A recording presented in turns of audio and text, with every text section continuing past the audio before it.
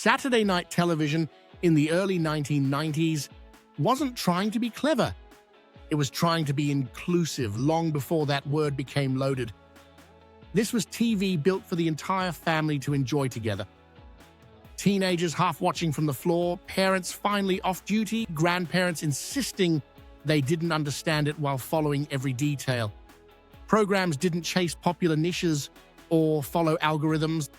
They assumed you were there watching because on Saturday night, everyone was. And few shows captured that shared spirit better than Blind Date. By the early 90s, it was inseparable from Cilla Black. As the host, she was warm, teasing, and gently judgmental in a way that felt affectionate rather than cruel. When she asked a question, it felt like the nation leaned forward slightly. Blind Date wasn't just watched, it was participated in. The sofa became a jury, answers were debated, outfits judged, and personalities assessed with absolute certainty. And after our Graham piped in with a quick reminder, advice was shouted at the screen with confidence, despite nobody involved being remotely qualified to give it. There was a gentleness to it that now feels almost startling. The awkwardness was public, but it was all in good spirits. Simple, and from a modern perspective, wholesome fun.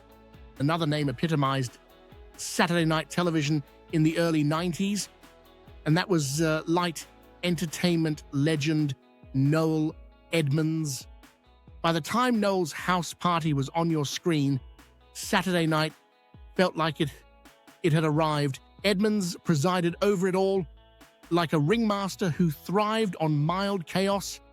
Games went wrong, pranks edged toward disaster, celebrities were gently humiliated, and audiences were always brought back safely before anything truly uncomfortable happened.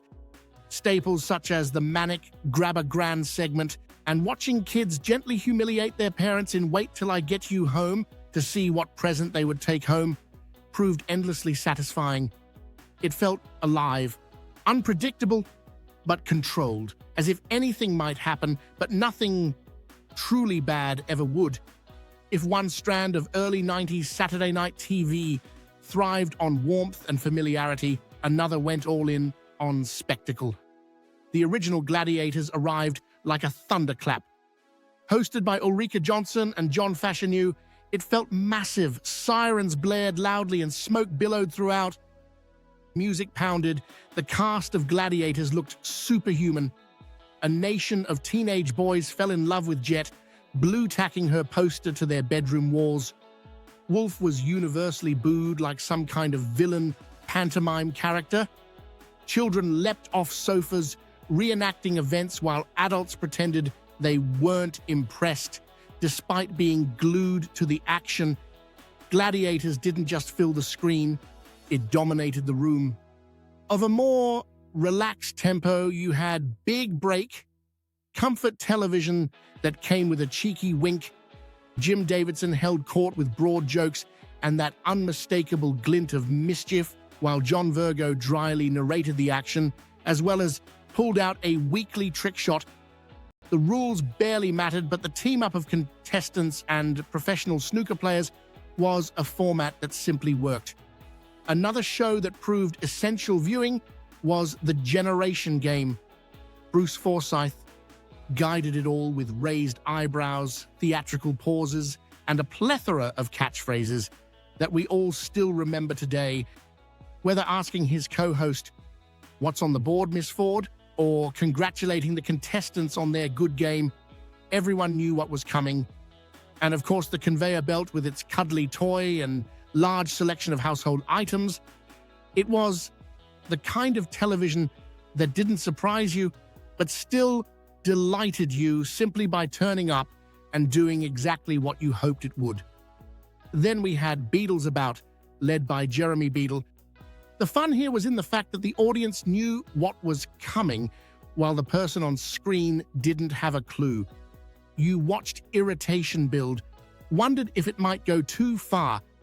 Then came the reveal, relief, laughter, order restored. Saturday night television allowed chaos, but only temporarily, and always with a clear way back to calm. A little less frantic was You Bet, a show that encouraged something vital into the proceedings: argument. Hosted by Matthew Kelly, it turned the living room into a panel. Could they really do it? Would it go wrong? Was this the right expert? Everyone had an opinion, and every one of them was voiced loudly. It was television that invited participation without ever saying so. However, few programs captured early 90s anticipation quite like Stars in Their Eyes. With Leslie Crowther guiding proceedings, the format felt ceremonial. Smoke, lights, the pause before the reveal, the moment where someone ordinary stepped forward as someone else entirely. It wasn't about perfection, it was about commitment. And for those few minutes, the nation watched with a mix of encouragement, judgment, and genuine warmth. Words that encapsulate the schedule across all the major channels on a Saturday night.